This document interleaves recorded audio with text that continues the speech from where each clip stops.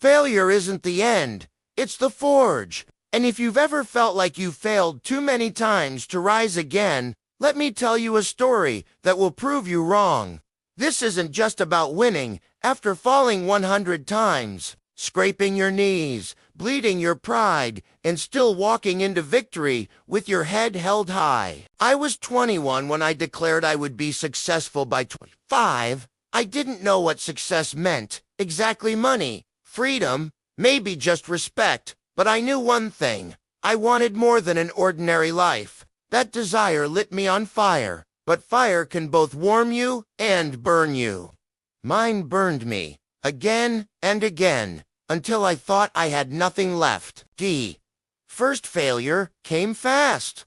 My very first business idea, selling customized phone cases, died before it even started. I ordered too much inventory, didn't market properly, and ended up staring at boxes of cases that nobody wanted. I thought it was bad luck. Little did I know, it was just the first of many lessons waiting for me. By the 5th failure, I had lost most of my savings. By the 10th, I had lost most of my confidence. But I kept going. Why?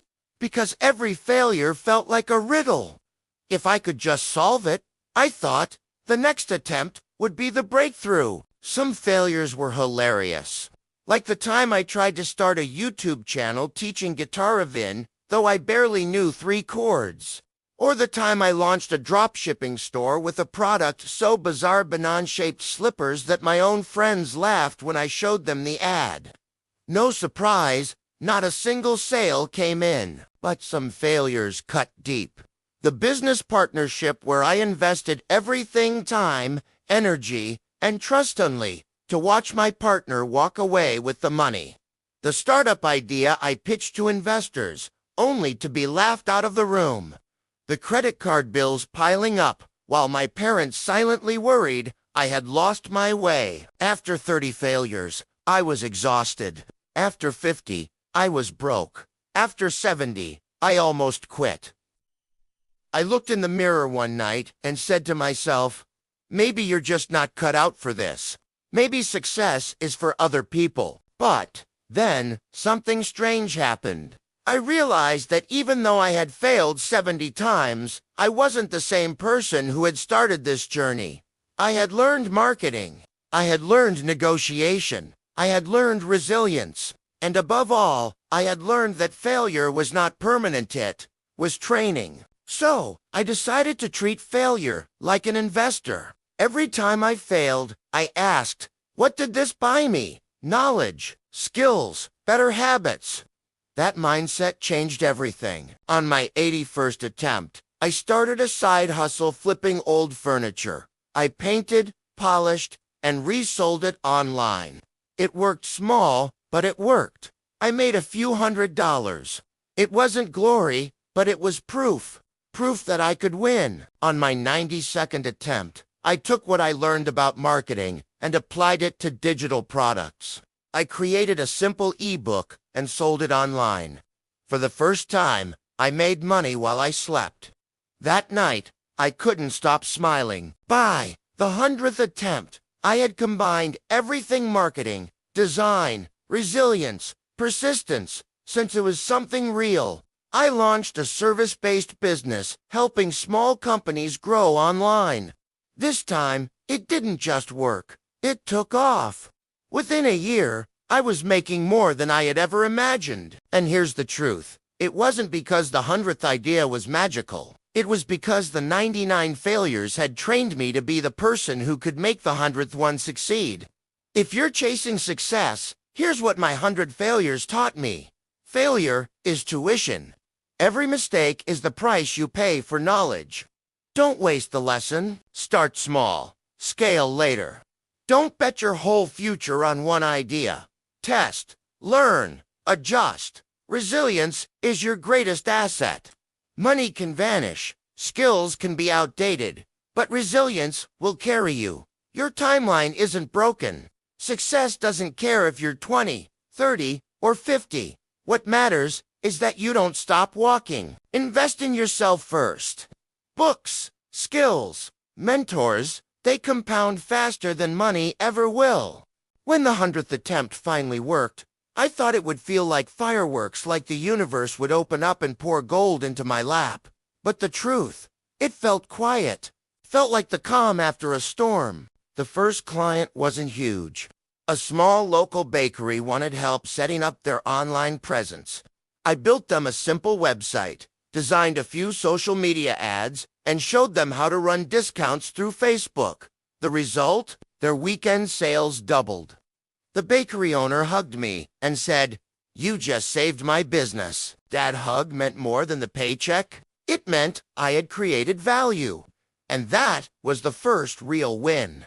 Realizing that success is not just about making money, it's about solving real problems for real people. From there, word of mouth spread. The bakery referred me to a florist. The florist introduced me to a small gym. Each client became a stepping stone. For the first time, I wasn't begging people to buy. They were coming to me. The victory wasn't just financial, it was personal.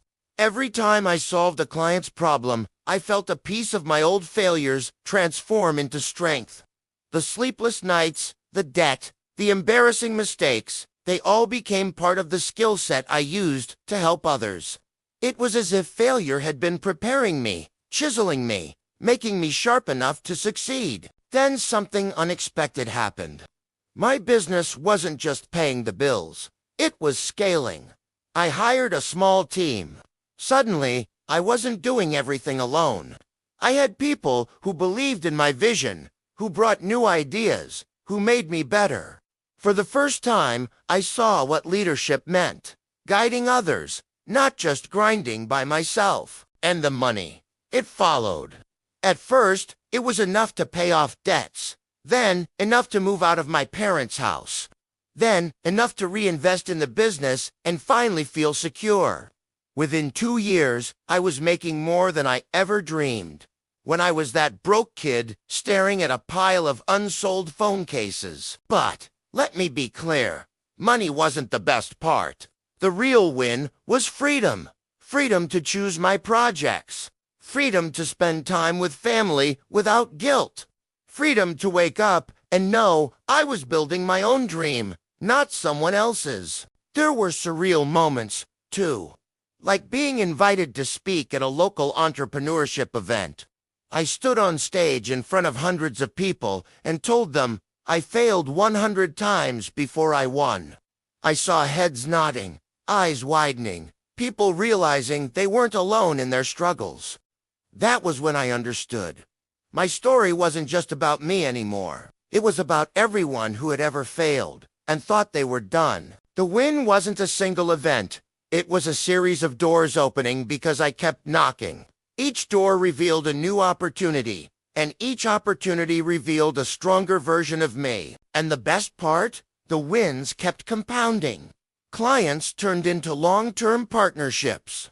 Small projects turned into six-figure contracts. I began investing in new ventures, mentoring younger entrepreneurs, and giving back to the community that had supported me through the darkest times. But here's what might surprise you. Even after all that, I still fail, just not in the same way. I try new ideas, launch projects, test market sand. Sometimes they flop. The difference is that now I don't fear failure. I expect it. I use it. I let it sharpen me. Because I know that failure isn't the end of winning. It's part of it. The win is not just about financial freedom or business success. The win is knowing I can get back up no matter how many times I fall. That resilience is worth more than any paycheck. And if you're listening to this, thinking about your own journey, here's the truth. Your win may not look like mine. Maybe it's starting your own business. Maybe it's getting fit. Maybe it's writing that book you've been afraid to finish. Whatever it is, your win is waiting on the other side of persistence. The 100 failures didn't matter in the end. What mattered was that I didn't quit. Because winning isn't about never failing. It's about refusing to stay down when you do. So when I say I failed 100 times and still won, understand this. I didn't win in spite of my failures. I won because of them. Every misstep was a lesson. Every loss was an investment. Every rejection was redirection. The win was never just the money. The win was the transformation of a dreamer who stumbled into a doer, and of a failure who finally understood that persistence is the ultimate currency of success. And so, this is my story, how I failed 100 times and still won.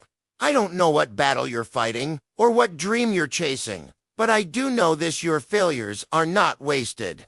They're shaping you, molding you, forging you into the person who will win. So when you fall, rise. When you break, rebuild. And when you fail, remember you're one step closer to the victory that will make it all worth it. Because sometimes the difference between winning and losing isn't talent, money, or luck. It's the willingness to fail one more time.